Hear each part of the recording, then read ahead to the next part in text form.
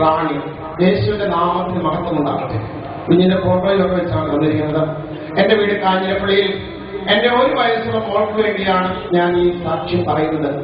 എന്റെ മോൾക്ക് പനി തുടർച്ചയായി വരികയും മുഖം ഒരു വശത്തേക്ക് കൂടിപ്പോവുകയും ചെയ്തു. അപ്പോൾ ചങ്ങനാശ്ശേരിയിലുള്ള ഒരു ഡോക്ടറെയാണ് കാണിച്ചുകൊണ്ടിരുന്നത്.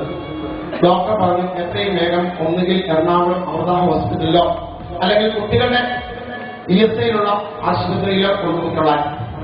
അപ്പോൾ തന്നെ ഞങ്ങൾ തിരുവല്ല പുഷ്പഗിരി ഹോസ്പിറ്റലിലേക്ക് കൊണ്ടുപോയി.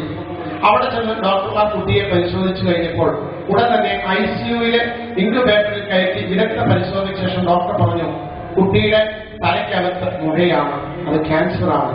ചേച്ചി മാധവനും എന്നെ കുഞ്ഞിന്റെ തലയിൽ എണ്ണ പുരട്ടി പ്രാർത്ഥിച്ചു. അത്ഭുതം എന്ന് പറയട്ടെ, ഉടൻ തന്നെ ഹോസ്പിറ്റൽ മാറുവാൻ ചേച്ചി പറഞ്ഞു. പെട്ടെന്ന് തന്നെ ഞങ്ങൾ കുട്ടിയെ അവിടുന്ന് ഡിസ്ചാർജ് എഴുതി വാങ്ങി ESI ഹോസ്പിറ്റലിലേക്ക് അഡ്മിറ്റ്. ഡോക്ടർ പറയുകയാണ്, കുട്ടിക്ക് യാതൊരു കുഴപ്പവുമില്ല. സത്യമായി വിശ്വസിച്ച് കരമുയർത്തിയടിക്കട്ടെ, കരമുയർത്തിയടിക്കട്ടെ. ദൈവത്തെ ശക്തമായി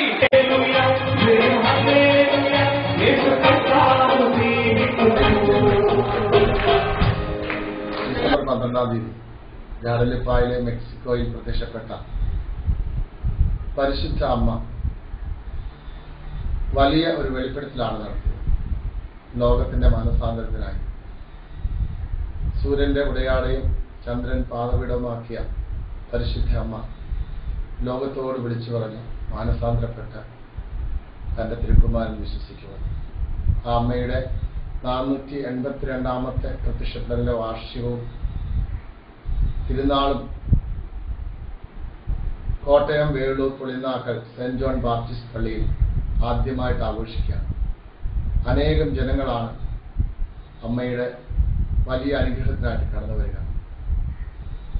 ഈ ദേവാലയത്തിലെ ഏറ്റവും വലിയ പ്രത്യേകത ഊട്ടുനേർച്ചയാണ്.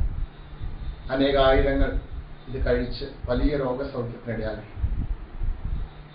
ഈ 12-ാം തീയതി മുതൽ 14-ാം തീയതി വരെ ഈ ദേവാലയത്തിൽ നടത്തുന്ന തിരുനാളാഘോഷങ്ങളിലേക്ക് നിങ്ങളേവരെയും ഒത്തിരി സ്നേഹത്തോടെ ക്ഷണിക്കുന്നു. ഒപ്പം നിരവധിയായ അത്ഭുതങ്ങളാണ് ഈ ദേവാലയത്തിൽ സംഭവിച്ചുകൊണ്ടിരിക്കുക. പ്രത്യേകിച്ച് ദീപബലിയുടെ മധ്യേ. ഇന്ന് കേരളത്തിൽ ദീപബലിയുടെ മധ്യേ അത്ഭുതങ്ങൾ നടക്കുന്ന ദേവാലയങ്ങൾ വളരെ ചുരുക്കമാണ്.